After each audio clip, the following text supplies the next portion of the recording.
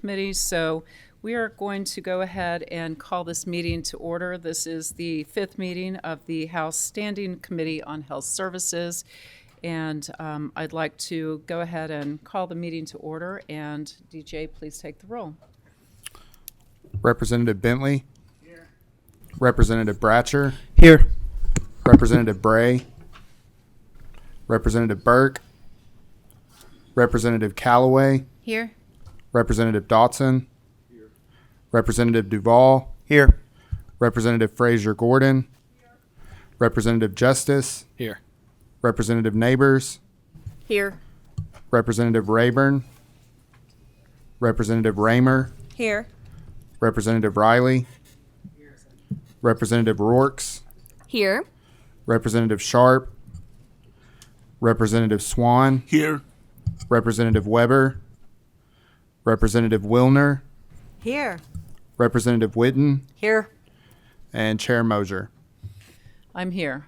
Okay, we have a quorum established to do business, and we are going to go right ahead. I would like to take a moment to thank our friends from Special Olympics for being with us today. If you could please stand and be recognized, and I just really want to say I appreciate all of your work.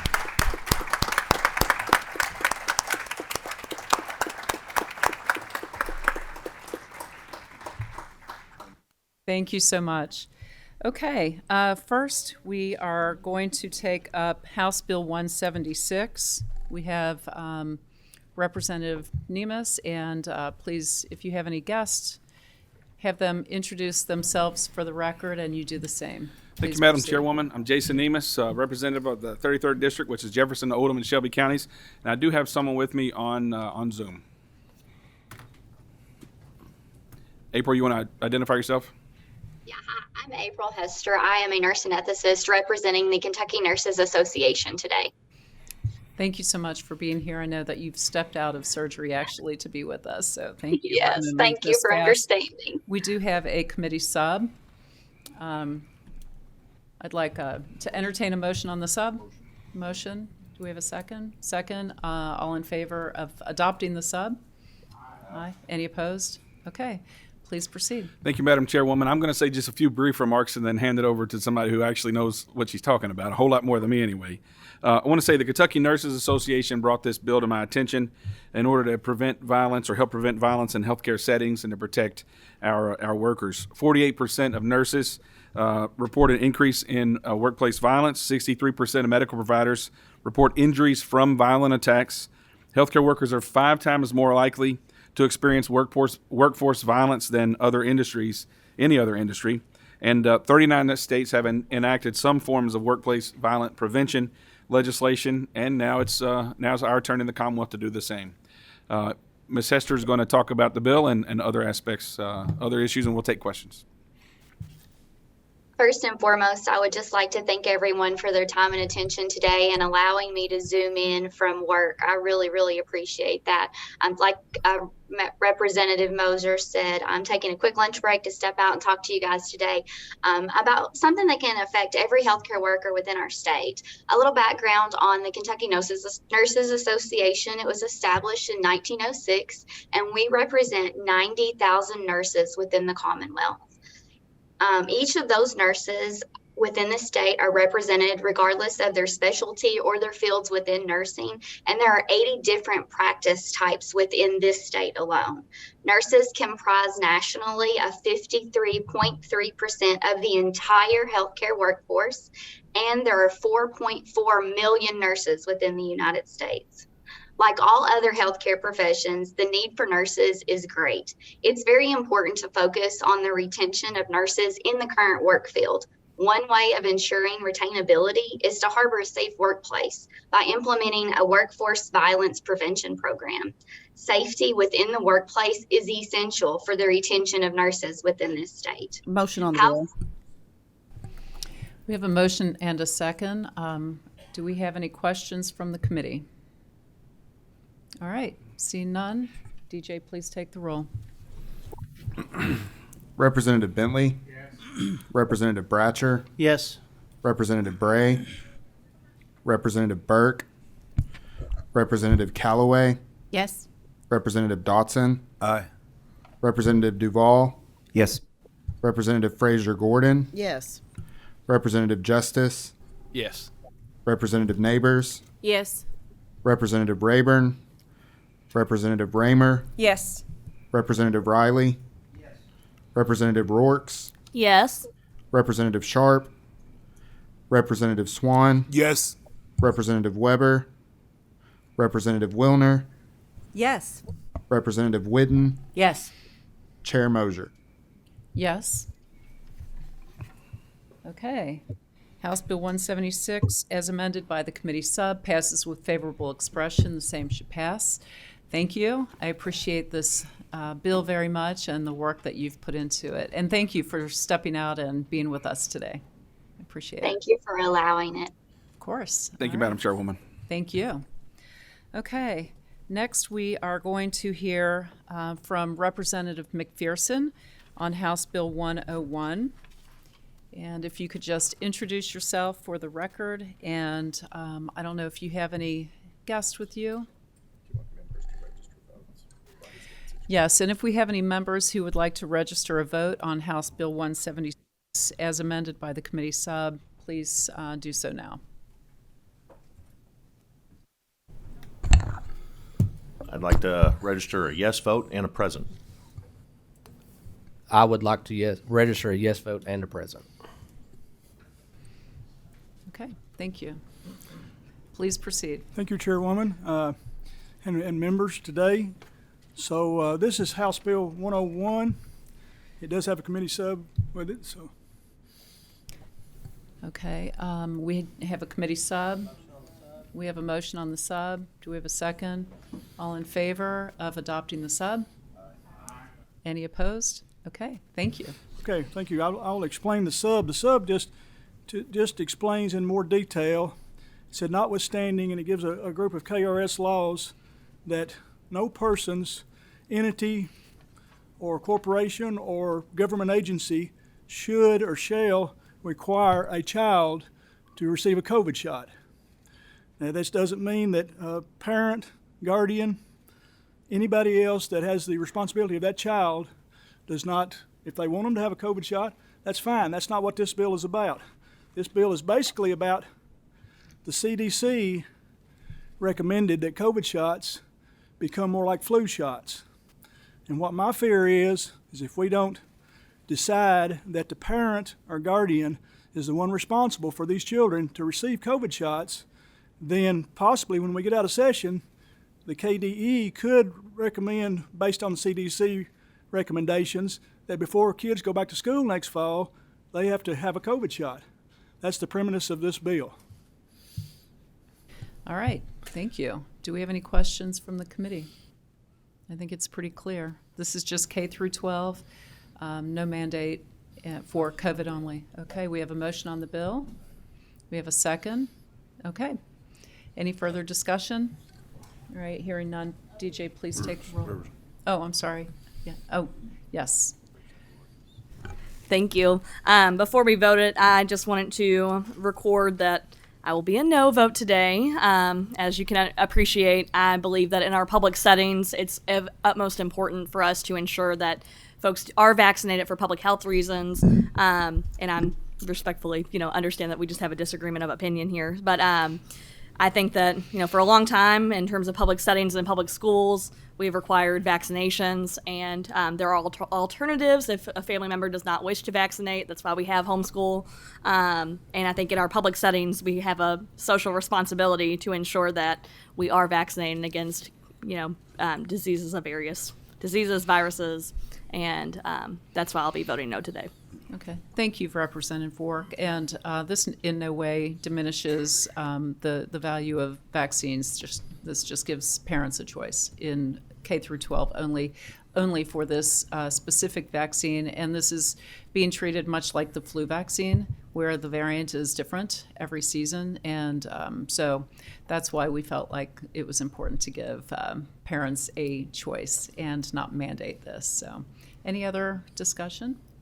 Okay, seeing none. DJ, please take the roll. Representative Bentley? Yes. Representative Bratcher? Yes. Representative Bray? Yes. Representative Burke, Representative Callaway, Yes. Representative Dotson, Yes. Representative Duval, Yes. Representative Frazier Gordon, Yes. Representative Justice, Yes. Representative Neighbors, Yes. Representative Rayburn, Representative Raymer, Yes. Representative Riley, Yes. Representative Rourks, No. Representative Sharp, Aye. Representative Swan, No. Representative Weber, Representative Wilner, No. Representative Whitten, Yes. Chair Mosier. Yes. Okay, House Bill 101 as amended by the committee sub passes with favorable expression 14-3, and the same should pass on the House. Thank you for your work. you, Chairwoman and your Mosier, and thank- testimony. Of course, thank you. Okay, I am going to hand over the gavel to my vice chair at this time and run over and participate in the judiciary meeting. And I am leaving you in excellent hands. We have several bills that he will help us take up, and I'll be back as soon as I can.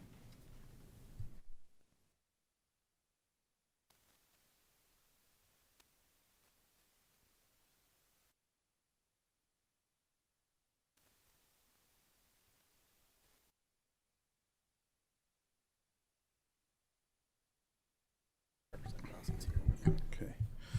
Next bill we will hear today is House Bill 156 with Representative Dossett. If you would, make your way forward with any testimony that you have with you today. If you don't mind, go ahead and state your name for the record and begin. Absolutely. Representative Myron Dossett, 9th District. Thank you, Mr. Chair, and ladies and gentlemen.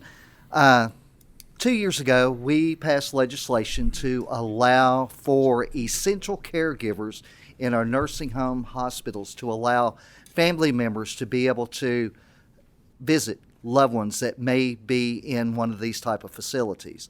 In doing so, we forgot psychiatric facilities that would treat as well, private psychiatric facilities. We did include the state-run, but House Bill 156 will guarantee that essential caregivers will go into these type of psychiatric treatment centers which handle children from the age to 4 to 21. I've had 2 young people that have families have reached out to me over the last 3 months that their children were taken to these, placed in for 72 hours. They're under COVID lockdown and no ability for any family member to see that child. So, Okay. We do have a motion on the bill. absolutely. We do have a motion and a second. Do we have any discussion before we take a vote? Seeing none, clerk call the roll. Representative Bentley, Yes. Representative Bratcher, Yes. Representative Bray, Yes. Representative Burke, Representative Callaway, Yes. Representative Dotson, Yes. Representative Duval, Yes. Representative Frazier Gordon, Yes. Representative Justice, Yes. Representative Neighbors, Yes. Representative Rayburn, Representative Raymer, Yes. Representative Riley, Representative Rourks, Yes. Representative Sharp, Aye. Representative Swan, Yes. Representative Weber, Representative Wilner, Yes. Representative Whitten, Yes. Chair Mosier. Okay, we have 17 yeses, no zeros. It does pass with favorable expression. Same shall pass on the House floor. Thank you. Thank you. Thank you, Mr. Chairman. Thank you, committee members.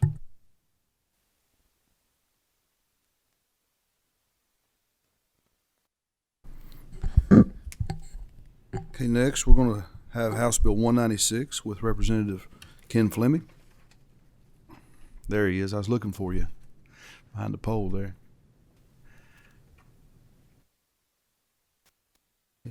If you would, just state your names for the record, and then you can begin your testimony.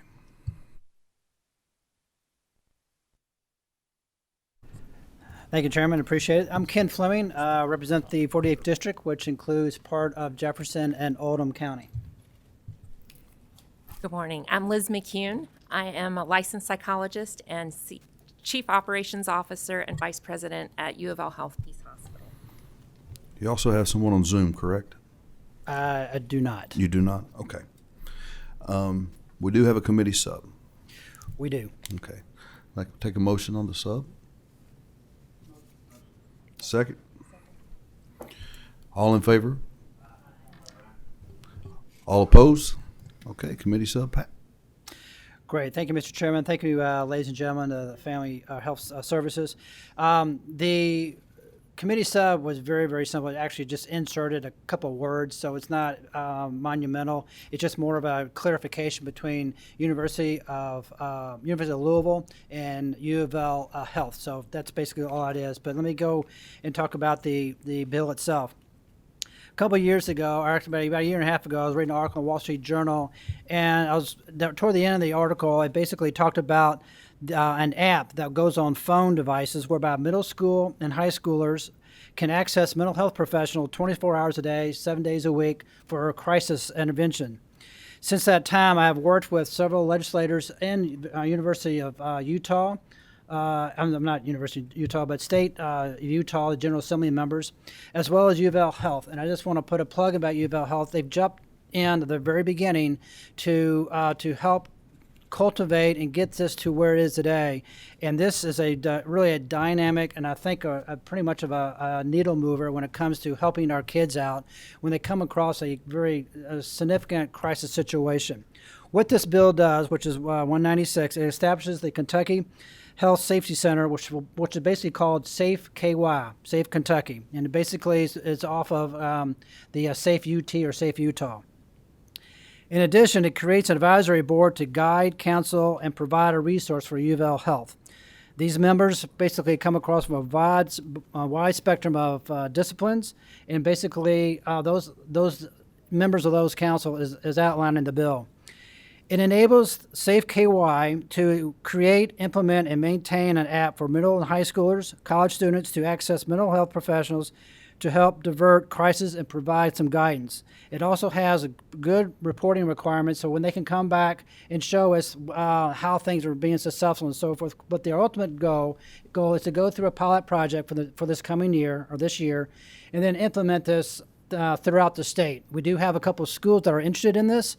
And then U of L Health will basically cultivate those relationships as well as law enforcement to help those things out. So I'm going to have Liz sort of give a little more detail about the Safe Kentucky. So thank you, Representative Fleming.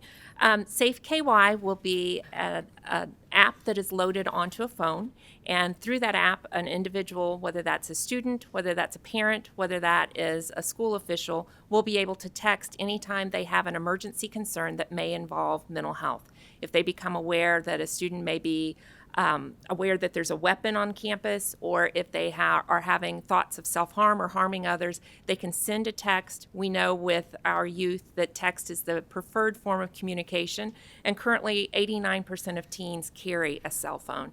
So this would be an opportunity for them to reach out. We would have a licensed person on the other end of the text. They can reach out anonymously. We would then connect them with either law enforcement or school officials or a trusted adult, maybe a parent or other adults, so that they can then help in resolving the crisis situation. This is meant to be an extension of school personnel and an extension of emergency services in getting these kids connected in order to prevent any major catastrophic event. Currently, the Safe UT program that we have been working with handles about 32,000 inquiries a year in which they have worked to reduce acts of suicide as well as become aware of weapons and hopefully prevented any catastrophic events. I also want to add, Mr. Chairman, that this basically complements 911 or 988, I should say. Basically, sometimes it's hard to remember a number. All the student does is they're basically face plant in this thing right here, and they basically have this app right there in front of them where they can go and access a mental health professional. So that's really a really good benefit, and once again, it complements the 988. The other thing I want to mention. We have a motion on the bill. You want to finish your thought? Go ahead. Yeah, if you don't mind. Go ahead. Because I think this is really a monumental thing that you're voting on today, because a lot of these calls come in between 11 p.m. and 3 a.m. And sometimes, we're parents and we're sleeping, and so they will call this app, make sure that things are taken care of, and so they address the student and their needs and so forth. So, so I just want to make sure that this is a monumental thing that you're voting for, and I think it's going to be very implemental and very important for the life of our kids. I do have a quick question, and you answered it in part.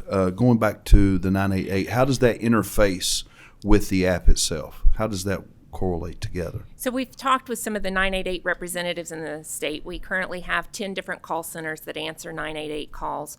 Only 1 or 2 of them at this point are able to take texts. And since this is designed as a primarily text and chat feature, it's meant for us to become aware of that, and then we can also loop in the 988 or 911 services if needed. Gotcha. Thank so you. It's meant to work in conjunction. Thank you. I do have a couple questions. Representative Bentley? Thank you, Mr. Chairman. I want to compliment the U of L Health for putting the money forward to do this. I ran the same bill 5 years ago and couldn't find any money. Yeah. And the president of the Senate in Utah is a good friend of mine, so I hope y'all do a good job. Thank you. Thank you. I'd have another question here. Representative Whitten? Thank you, Mr. Chairman. You all talked about the anonymous nature of it, and I think that that's important. Can you speak a little bit about how they can be assured of the anonymity? Sure. We do not collect any information at all when answering the phone, nor do you have to put in information to register for the app. If we became aware that someone had threatened harm on others, we can pass along the IP information to law enforcement, and they can then, through their channels, try to discover if it is a privately owned phone, where it may be coming from. But otherwise, there is no, it ensures anonymity, and I think that's part of the appeal and why students feel comfortable in reaching out. Thank you. Mm-hmm. Any other questions? Okay. Clerk, call the roll. Representative Bentley? Yes. Representative Bratcher? Yes. Representative Bray? Yes. Representative Burke? Representative Callaway? Yes. Representative Dotson? Yes. Representative Duval? Yes. Representative Frazier Gordon? Yes. Representative Justice? Yes. Representative Neighbors? Yes. Representative Rayburn? Representative Raymer? Yes. Representative Riley? Yes. Representative Rourks? Yes. Representative Sharp? Aye. Representative Swan? Yes. Representative Weber? Representative Wilner? Yes. Representative Whitten? Yes. Chair Mosier? Looks like we have 16 yeses, 0 no votes, and House Bill 196, as amended by House Committee Sub, passed with favorable expression. The same shall pass on the House floor. Thank you, Chairman, and thank you, ladies and Great gentlemen, bill. for a Thank historic you. moment.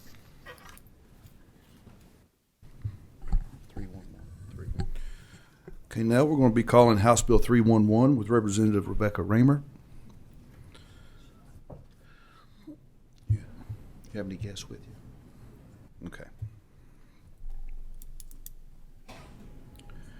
If you would, Representative, make your way to the table and give us your name for the record, and also your the name of your guest on Zoom. I'm Rebecca Raymer, representative for the 15th District, and I believe I have Claudia Tucker, who's with Teledoc via Zoom. Good morning. This is Claudia Tucker. I'm here. Okay. And I think we do have a committee sub. Do have a motion and a second on the sub. All in favor say aye. All opposed? Sub does pass.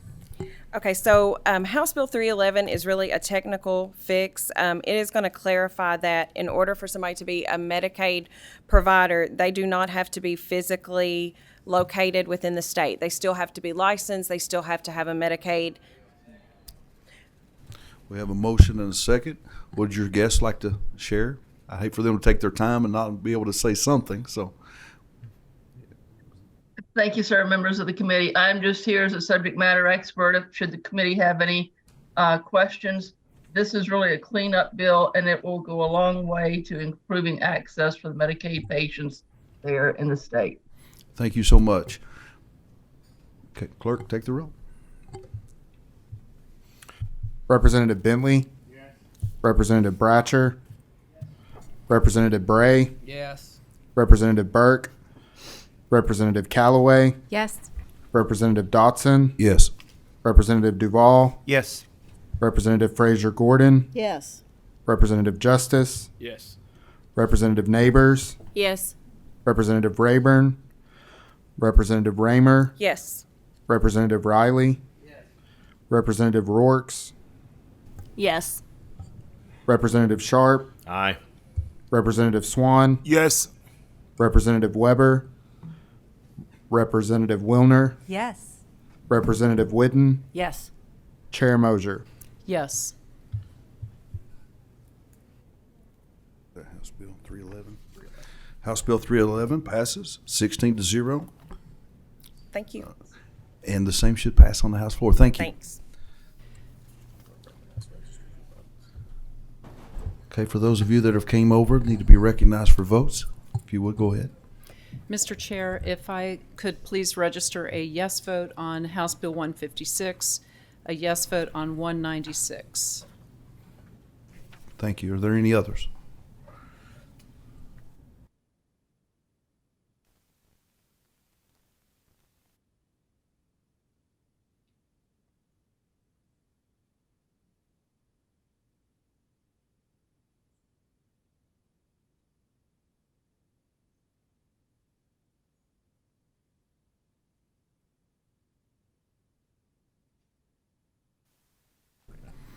Okay, now we're going to call House Bill 349 with Representative Dan Bentley.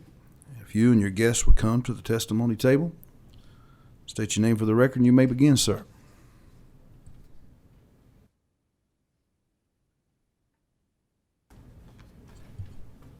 Have a seat there, Michelle. Can you get in there? Yeah.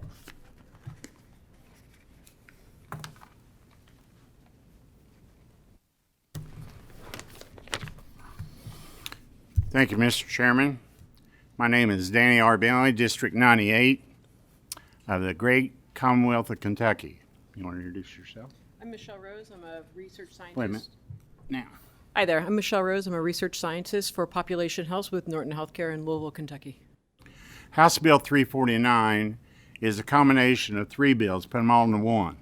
It's an act relating to the treatment of sexually transmitted disease. The bill does three things. It expands partner therapy to include but not limited to gonorrhea, chlamydia, and trichomonas. It removes felony offense for people with HIV who donate organs or tissue. I have a motion on the bill. Do I have a second? Got a second. Representative Bentley, do you want to continue? Just one more statement. Sure. Allows HIV self-tests to expand access, which is good. Now, please give Michelle just a minute to speak. She's came all the way from Louisville. I love this bill. It's a great cleanup bill. It aligns Kentucky with what's happening on a federal level. You come a little closer to the mic. Sure. There you go. Yeah. So I just saying I really love this bill. It's a great cleanup bill. It aligns Kentucky with what's happening on a federal level. Self-testing for HIV was federally approved in 2012, and then expedited partner therapy was recently updated by the CDC. It's a great way to address the STI epidemic in the United States, where 1 in 5 people are walking around with an STI in any given day. And then lastly, in 2013, the federal government updated its transplant from non-HIV to HIV. This is called the Federal HOPE Act, and Kentucky addressed that in its organ donation through uniform administration. So it's definitely a cleanup bill, and I really appreciate everyone's time. Does any of the committee have any questions? Clerk, please call the roll. Representative Bentley. Yes. Representative Bratcher. Yes. Representative Bray. Yes. Representative Burke. Representative Callaway. Yes. Representative Dotson. Yes. Representative Duvall. Yes. Representative Frazier Gordon. Yes. Representative Justice. Yes. Representative Neighbors. Yes. Representative Rayburn. Representative Raymer. Yes. Representative Riley. Representative Rourke, Yes. Representative Sharp, Aye. Representative Swan, Yes. Representative Weber, Representative Wilner, Yes. Representative Whidden, Yes. Chair Mosier. Okay. House Bill 349 passes with 16 yes votes, 0 no votes, and the same should pass on the House floor. Thank you.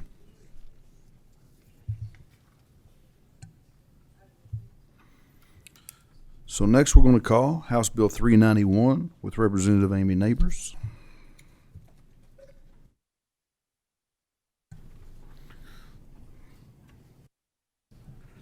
Is this the last one before Ken? Yes.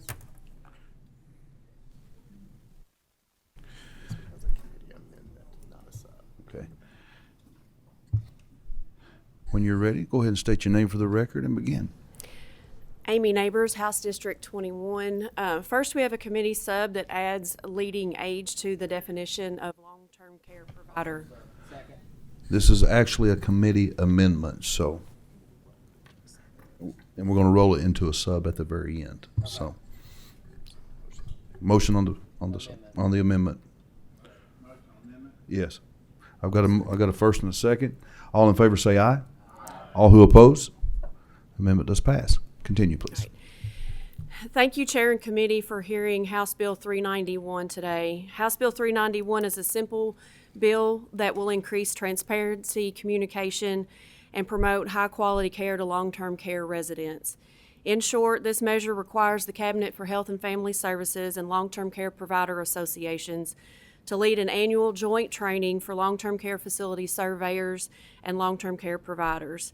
CHFS and the long-term care provider associations will work together to plan trainings that will be held remote or in person and will aim to provide a better understanding of regulatory matters and other important information. We do have a motion and a second, but I do know that you have a guest on Zoom. Would they like to introduce themselves for the record, or? Thank you. My name is Betsy Johnson. I'm the president of the Kentucky Association of Healthcare Facilities. And all I have to add is thank you to Representative Neighbors and Representative Dodson and Representative Ramier for bringing this bill forward. I also want to thank Inspector General Adam Mather and his staff for collaborating with us on this bill and working on the language. So I just want to thank the committee for their vote and support. Thank you, Betsy. So we do have a first and second. Does anyone on the committee have a question? Seeing none, clerk, please take the roll. Representative Bentley? Yes. Representative Bratcher? Yes. Representative Bray? Yes. Representative Burke? Representative Callaway? Yes. Representative Dotson? Yes. Representative Duval? Yes. Representative Frazier Gordon? Yes. Representative Justice? Yes. Representative Neighbors? Yes. Representative Rayburn? Representative Raymer? Yes. Representative Riley? Yes. Representative Rourke? Yes. Representative Sharp? Aye. Representative Swan? Yes. Representative Weber? Representative Wilner? Representative Whidden? Yes. Chair Mosier. Okay, we have 16 yeas, no votes, and go ahead and take the motion. Okay, the bill passes with 16-0 with favorable expression. Same should pass on the House floor. And now I ask for a motion to roll House Committee Amendment number 5260 into House Committee Substitute 1. Motion. Second. All in favor say aye. All who oppose. Motion is accepted. Thank you.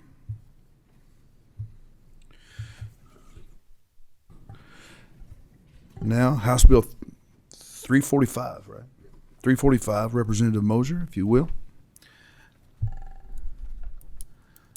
State your name and you may begin.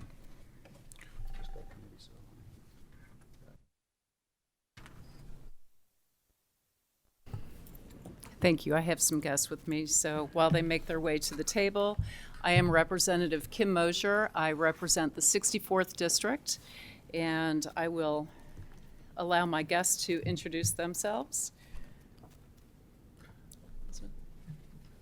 Thank you, Representatives. My name is And I'm Elizabeth Lively from Dialysis Patient Citizens. Okay, thank you. I appreciate the opportunity to talk about House Bill 345. We filed similar legislation last session that passed this committee unanimously. It has been referred to as the Medicare Supplement Insurance Bill, or Medigap Bill. House Bill 345 has been reworked and tightened up significantly to address some concerns that were raised by the health plans. This bill is about helping a very small group of Kentuckians who have been diagnosed before the age of 65 with some of the most debilitating health conditions.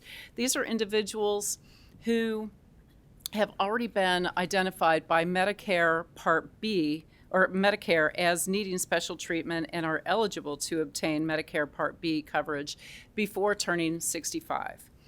I had the proponents and health plan representatives in my office in the fall to discuss this bill, and even further changes have been made to the language as a result of that meeting. During that meeting, advocates for the bill provided a study performed by a leading independent national research firm that we may hear more about here in the healthcare industry, the Health Management Associates. HMA took a deep dive into the experience in Missouri, who adopted this very same language in 2009.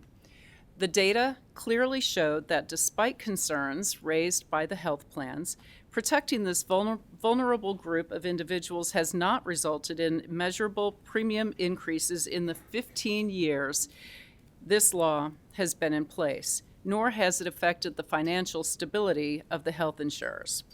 As a matter of fact, in Missouri, there are 37 health insurers offering 245 different supplement plans. If this were harmful, there would not be such a robust market. I challenged the health plans to provide me with any data that disputes the HMA study. With 14 states having this or similar language in effect, if there were evidence to the contrary, that should have been easy to find.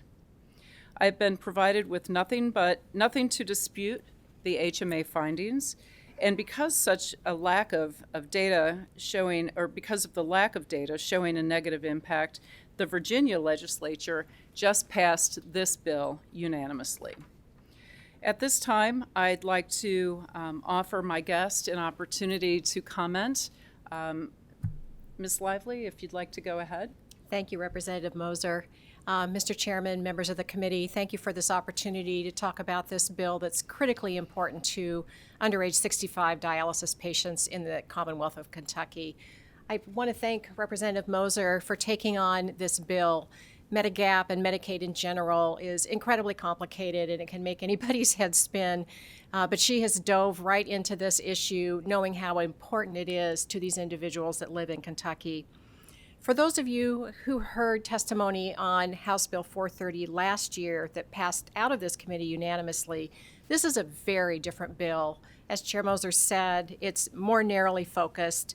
The health plans were really worried that individuals could wait until after even age 70 to buy a Medigap plan with the guaranteed issue and not have to go under medical underwriting. We understood that concern. The bill was rewritten to really focus down on this, and language was added that really took care of this concern from the health plans. In spite of that, the opposition letter that you received in your packet from AHIP still says that this clause is in this bill. It is not. It was fixed. Who does this bill help? It's narrowly focused. About 1,500 underage 65 Kentuckians who are called non-duals.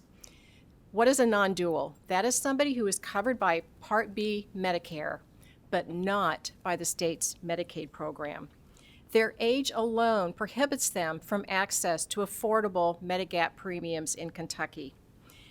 If they were able to buy a plan, had the funds to buy a plan, they would pay 200% higher premiums than someone who was age 65. Why is this needed? Two critically important reasons. Financial security is one of them. When you're covered by Medicare, the federal government pays 80% of your medical costs. the patient is responsible, every Medicare patient is responsible for 20% out of pocket. For dialysis patients, that can be up as high as $18,000 a year. I've heard from dialysis patients who are incredibly concerned that they're going to leave mountains of medical debt. And they ask the question, should I cut back on my treatments? Should I just stop dialysis altogether in order not to burden my family? To me, that is astonishing, because unless you take dialysis treatments or a kidney transplant, kidney failure is fatal. And what is important for the state, 50% of the under age 65 Medicaid patients today in Kentucky are on Medicaid. The state is picking up that 20%. Passing this bill will help the other 50% of individuals to not have to spend down their assets and go on Medicaid, but they'll be able to take care of it themselves. The other critical reason is access to transplant.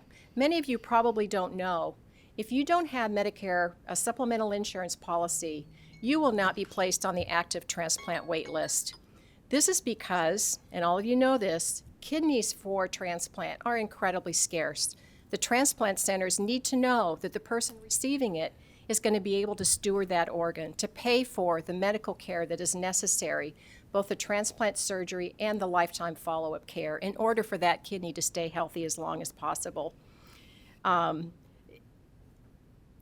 During President Trump's time in office, he really supported the kidney care community, and in 2019 signed an executive order called Advancing America's Kidney Health. In that executive order were targets to increase access to transplant. Passing this bill in Kentucky will help the transplant centers be able to reach that goal. And Medicare Advantage doesn't work for these individuals. The insurance companies will say, well, they have access to Medicare Advantage plans. Make no mistake, those are health maintenance organizations. They have their own provider networks. Their plan design changes every year, and a lot of them are starting to require the 20% copay. So Medicare Advantage really doesn't work for these individuals.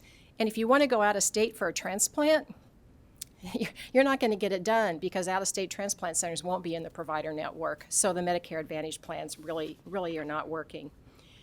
So we have these actuarial studies. They're right here. If any of you want a copy of either of them, they're here for you.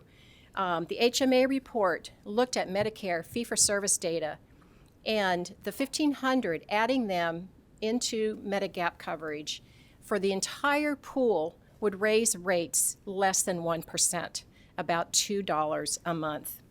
And then the Wakely study looked at the experience in Missouri from 2007 to 2010. They enacted this legislation in 2009. Between 2007 and 2010, premiums went up on average less than 3%. So there wasn't a huge increase in premiums in the state of Missouri. So I ask you, have Kentucky follow the lead of these 14 states.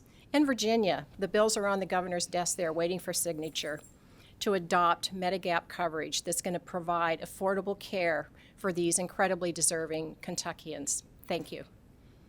Thank you so much. And Alex, I know you have a few things to tell us.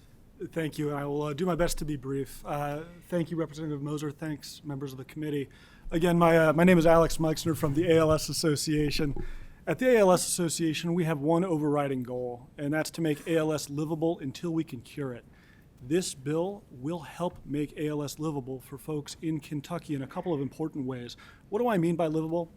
I mean that people living with ALS can stay at home under family-based care as opposed to spending down all their assets so they can go on Medicaid and go to inpatient care. I mean, people living with ALS in Kentucky can get access to the equipment they need in order to progress with their disease, to communicate with loved ones that otherwise, without a Medigap plan, they would be unable to afford. And I also mean, perhaps the most important piece, folks with a quality, affordable Medigap plan don't have to spend their remaining months, their remaining days, focused on fighting insurance, fighting red tape, and worried, staying up at night about the mountain of medical debt they're going to leave behind them. They instead get to focus their last months and days on their families, on their friends, on the things that are really, truly important. So Elizabeth went through a lot of the details of this plan, and I'm not going to rehash those points, but there are a couple additional angles I would like to bring up. One, as Elizabeth mentioned, the projected cost of this on the entire Medigap population is very small. I believe it's 0.9%, and that should be taken in context. Every year, on average, Medigap plans here in Kentucky go up by somewhere between 3 to 4 to 6 to 8%. It just kind of depends year by year and plan by plan.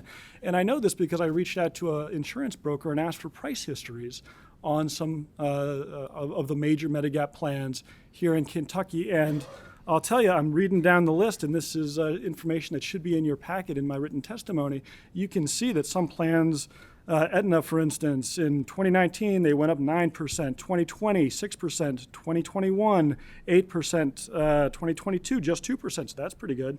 Other plans, Guaranteed Trust, for the last 4 years has gone up by double digits every year. So if we're talking about this bill having an impact of 0.9%, it has to be taken in context of the expected premium increases which are regularly rolling down the road.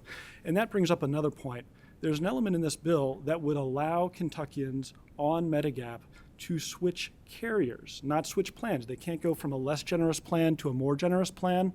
But let's say, for instance, you were on you had a Medigap carrier that you chose when you had turned 65, or in this case, when you were diagnosed with the disease, you are locked into that carrier. Well, if you see 5 years in a row of double-digit price increases, you might want to use your ability in a market to go find another carrier within the same lettered plan. So you can go, say, from an Aetna Plan G to an Anthem Plan G or something like that. It does not allow for increasing your level of care so that you can't delay paying for insurance you're going to need, but it does create a market incentive for insurers to keep their plans low and gives Kentuckians freedom to move within different insurance carriers. And finally, I want to bring up some comments that I received via email and then last night over the phone from a woman named Katie Adams. Katie is a 39-year-old single mother of 2 living in Henderson, Kentucky. She spent her career as an occupational therapist, and this past October she was diagnosed with ALS. Now, during her career, she spent her time dealing with insurers often for her patients that she was helping as an occupational therapist. She says it has now become her full-time job. Her full statement, which is a couple of pages long, should be in your packet, but I do want to read a few of her words to you because I think they're just that important. And these are in Katie's words now. I was diagnosed with ALS on October 28th, 2022. As you can imagine, my life has been completely turned upside down. I want to focus on the life I have left and living it. Unfortunately, having to deal with insurance battles has become my full-time job. I have spent much time and energy on dealing with and figuring out insurance instead of spending time with my loved ones and enjoying what time I have left. Please, I am begging you, please consider changing the regulations that are in place that prevent Kentuckians, especially those disabled and under the age of 65, from having better options for supplemental insurance programs. When I was talking to Katie last night, she said she would be watching today. I'm going to let her know how this hearing goes. I really hope we'll have your support for this bill. Thank you very much. Thank you. Thank you to each of you. We do have others that want to come and speak and testify for, and one who opposes. But before this panel steps away, Representative Bray has a question. Thank you all. I remember the bill from last year, and obviously a lot of it's changed. This is something that has personally affected my family. Like I mentioned last year, my dad gave a kidney to my aunt who was in renal failure. So I'm very sympathetic to it. I guess my question has to deal, one of the issues I had with the bill last year was you could renew after the age of 65. And do I understand it correct that you all have removed that portion? I'll let Elizabeth talk about that. So that's in the birthday rule for individuals who are over the age of 65. And like Alex explained, they have an opportunity around for a short period of time, guaranteed issue around their birthday, where they can change insurance companies, but they have to stay with the same lettered plan. And that provision is in there so that Kentuckians can find an insurer that those premiums better fit with their financial situation. Okay. And so, yes, that has been changed from last year. Okay. And then kind of on the I guess it's the health mandate or the impact and the actuarial finance statement. You know, we don't have that. I know last year in the bill it was indeterminable what the cost of the bill was. Do you all, and you had said it would increase possibly by 1%. And you had mentioned, I'm sorry, I didn't catch your name, but you had mentioned that you had the actuarial statements. Yes. What? So, 1%. How many dollars are we talking on this? About $2 a month across the entire pool. And it's worth noting that folks on Medigap pay for their own coverage. These are not state dollars. These are not federal dollars. These are private dollars from the folks who are being insured. And it's also worth noting that we can be confident in this bill because it's already on the books in 14 states. This is as road-tested a policy as you're going to find. This isn't something we think will work. This is something we know works. Thank you. Representative Wildner? Thank you, Mr. Chairman. Thank you, Rep. Moser, for bringing this bill. I remember you and I worked on this together last year and brought this before the committee, and same folks came and testified for it. I was originally hoping it would be a broader regulation of the Medigap so that it would benefit older Kentuckians as well. But I still appreciate this bill. I remember that it passed, I think unanimously, did you say, out of this committee? And then it was referred back to banking and insurance, as I recall.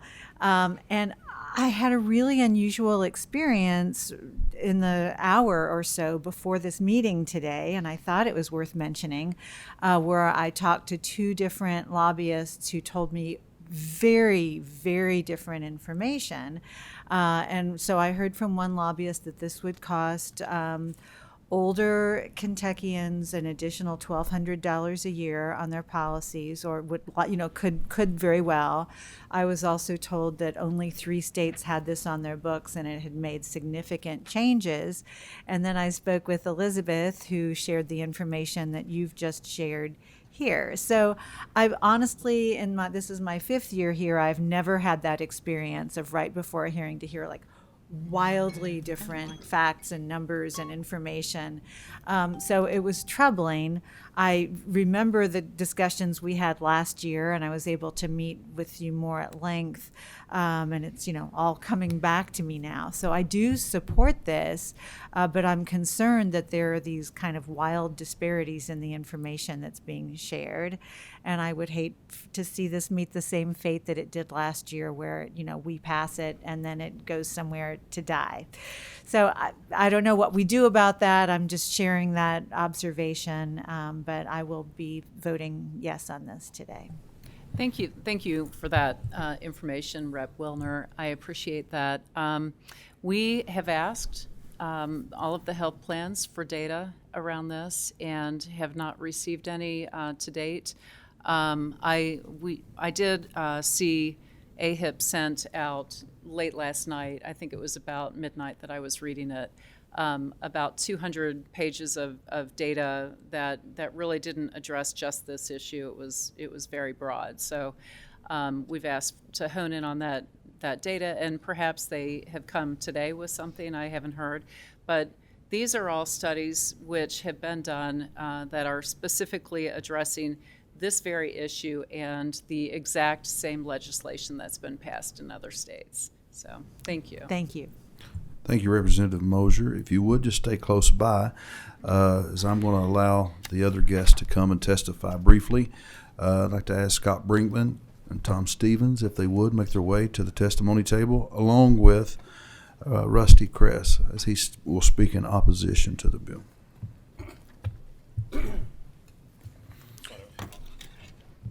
When you gentlemen are ready, if you would, just state your name for the record and you may begin. Thank you, Chair Dotson. My name is Tom Stevens. I'm president of the Kentucky Association of Health Plans. And I'm Scott Brinkman. I'm with Connecting the Dots Policy Solutions, representing the Kentucky Association of Health Plans. And Rusty Kress with Dinsmore and Shoal, representing America's Health Insurance Plans. So we appreciate the opportunity to be here today. In addition to what AHIP may have sent last night, we also sent a copy of the letter that we shared with Chair Mosier to members of the committee, and you should have that. We look forward to the opportunity to hopefully provide some additional clarification today, because we do believe that this bill could shift costs to senior citizens. With that, Scott, I'll turn it over to you. Yes, thank you. A couple of preliminary comments, and yes, we have worked with the plan sponsor, and a couple of the concerns that I registered last year on House Bill 430 have been addressed, so I appreciate the assistance and cooperation of the chair of this committee in helping to shape the bill in ways that I think are very beneficial. There are two parts to this bill. I'd like to speak to both parts. The first part does affect the non-age eligible Medicare beneficiaries, particularly it's the two proponents that testified. It does represent people with severe kidney disease, end-stage renal disease, and then the Lou Gehrig or ALS population. And certainly we have the utmost empathy for anyone who is afflicted with either of those conditions. The proponents acknowledge that there is a shifting of costs, because there will be a discrepancy between the costs associated with these individuals and the premiums they pay in the MedSup market. As a preliminary matter, the MedSup market in Kentucky works extremely well. We have 54 insurers who are authorized to offer MedSup policies in the state, offering hundreds of policies. There's 225,000 Kentuckians of age eligible who have MedSup policies. So we have a significant percentage of our population who participate in this market segment. Surveys have indicated there's a very high degree of satisfaction among this population with their MedSup policies. So it's a market that works extremely well for a significant number of Kentuckians. As you all know, you are the ultimate policy-making institution in the state. You're asked to make hundreds of policy decisions every year. This is one of them. There are costs associated. There is a discrepancy between the premiums that would be charged and the costs associated with providing appropriate health care to this population, the end-stage renal disease and ALS population. Those costs may be absorbed by the plans. They may be passed on to the age-eligible Medicare beneficiaries. 225,000. Representative Bray correctly noted there is no financial impact statement associated with this legislation prepared by the Kentucky Department of Insurance. There are all sorts of figures. If you accept the figures offered by the proponents at $2 per month, additional cost to the age eligible, that's $24 a month times 225, that's $5.4 million. So there are costs and cost shifting associated. It's a decision for this committee to make in terms of whether you think that's appropriate or not, but I think it is fundamental that there will be some shifting of costs to the age eligible population through House Bill 345. The second part of the bill is what's called the birthday rule, and 6 states have adopted this, the birthday rule: California, Oregon, Idaho, Nevada, Louisiana, and Illinois. So you have blue states, red states, purple states. What's interesting is the birthday rule is essentially a form of guaranteed issue. As we all know, the Affordable Care Act, or otherwise known as Obamacare, has a couple of central components, two of which are guaranteed issue and community rating. This is a form of guaranteed issue. Interestingly enough, the Obama administration and the Congress, when Obamacare was adopted, chose not to incorporate this particular rule in the federal legislation. So in essence, what House Bill 345 does is basically kind of expand Obamacare into Kentucky by adding this guaranteed issue rule in the MedSup market segment. I have done, and again, there's no financial impact statement, so I don't know the position of DOI. I have done extensive research trying to find credible sources of information upon which I could perhaps form reasoned opinions as to the probable financial consequences of adopting the birthday rule and incorporating it into the Kentucky MedSup market segment. I couldn't find it. I think so. I don't have any hard data. But again, anytime you add guaranteed issue, you're going to have winners and losers, and I can't quantify how that affects the 225,000 Kentuckians. Again, you are the policy-making institution in the state. This is a policy decision. I suspect that there will be winners and losers by adopting and incorporating the birthday rule into this market segment in Kentucky. But I just simply do not have information, nor apparently does our Department of Insurance in terms of estimates of the financial impact of the birthday rule. With that, I'll entertain any questions from the committee. And Mr. Chairman, it's awful pleasant to have Scott do all my talking for me, because he did. I have no echoes other than we were going to hit the premiums and the cost sharing aspect of it. The email that was sent to you by me yesterday at 6:30, it should have only been 3 pages. I hope I didn't put too much in there that wasn't related. But I'm here to answer any questions on that, and if I can't answer them, I'll get you the answers. I do have a question, Representative Bentley. Thank you, Mr. Chairman. Who wrote the birthday? I don't know. It's been adopted in 6 states, and then Missouri's been referenced. They have what's called the anniversary rule, which is essentially the birthday rule. They simply provide this ability to shift insurers upon the anniversary of first enrolling in Medicare. So it's essentially the same. But Representative Bentley, I don't know who first wrote it, but it is a form of guaranteed issue. Thank you. Thank you, Mr. Chairman. Any other questions? Representative Raymer? Hi. So you said if we accept the data from the proponent, so I'm sure you've seen the same data that I've seen that looks at the other states and looking like we've talked about Missouri. I mean, I'm looking at their change from after they implemented this, and from 2007 to 2010, a 2.9% change. And that same time, Kentucky had a 2.4% change and increase. So why do you not accept that data? Well, I said that the proponents suggested that the impact would be $2 per month per member, which is $24 a year, and we have 225,000 roughly age-eligible Kentuckians. So I do accept the data in terms that to offer to this committee that if you do the multiplication, that's 5.4 million of basically cost shifting from one discrete population to a much larger population, the age-eligible, which is the 225,000. So I accept that. And I don't have data to counter that, so I'm going to accept that. But the point I'm making, and for the benefit of this committee, so that you can make fully informed decisions, is this is a form of cost shifting. And so you're shifting costs from a population that was suggested to be roughly 1,500 Kentuckians to a population of 225,000 Kentuckians. It's a form of cost shifting, and that's for the committee to consider in terms of this legislation. Just a follow-up. So can you tell me, so on average, does Kentucky see these types of policies increase each year? Yes, they do because of age. You're allowed to, as you age once you've enrolled in a Med-Sup policy, the premiums do tend to go up because of age. And so looking at what other states have done, they really haven't gone up substantially of what they would have gone up anyway. Correct. Okay. I mean, again, that's... Thank you. Okay. I have one comment, Chair Dotson. We have had the discussion on 14 states versus 3 states.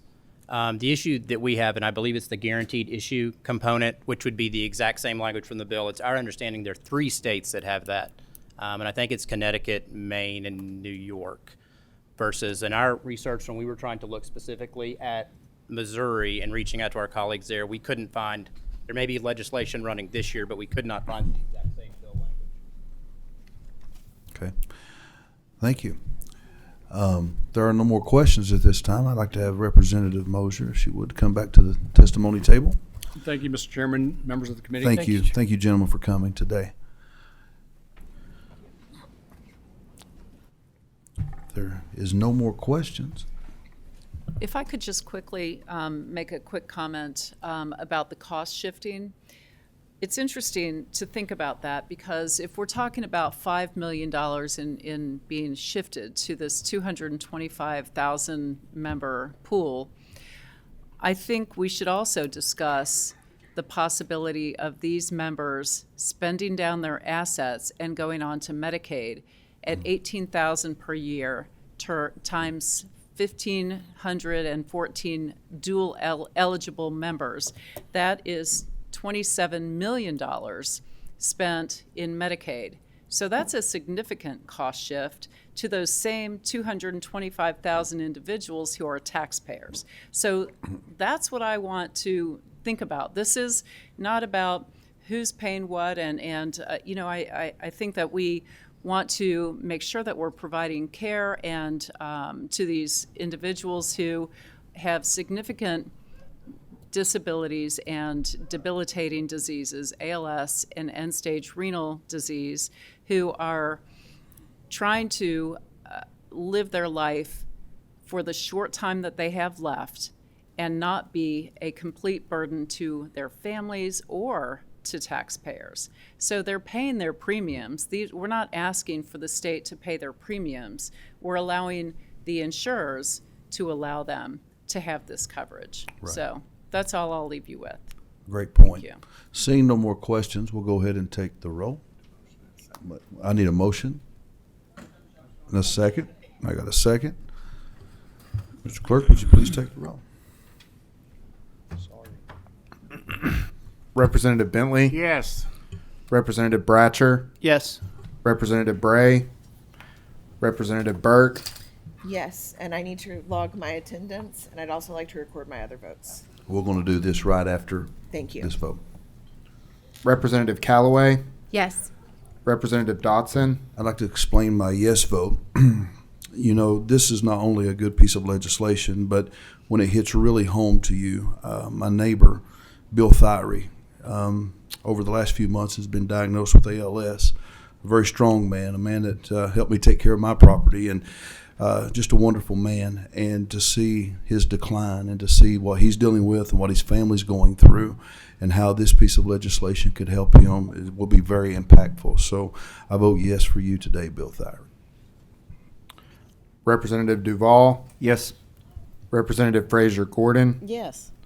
Representative Justice? Yes. Representative Neighbors? Yes. Representative Rayburn? Representative Raymer? Yes. Representative Riley? Representative Rourks? Yes. Representative Sharp? Representative Swan? Yes. Representative Weber? Yes.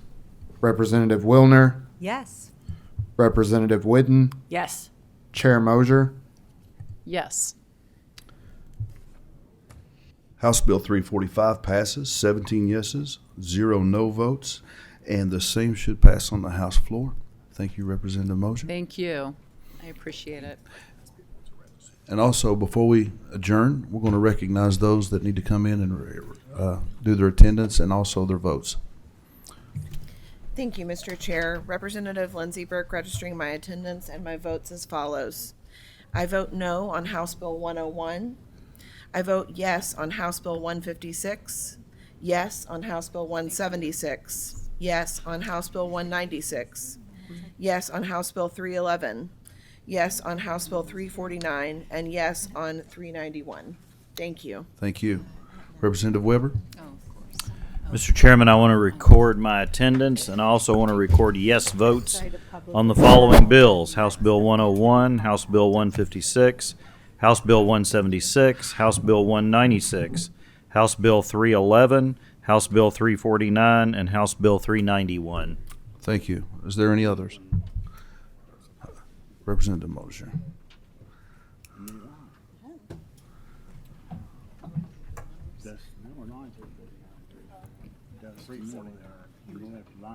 Okay. I'd like to register a yes vote on House Bill 349 and a yes vote on House Bill 391, please. At this time, we'll take a motion for adjournment. Don't move. Second. We are adjourned.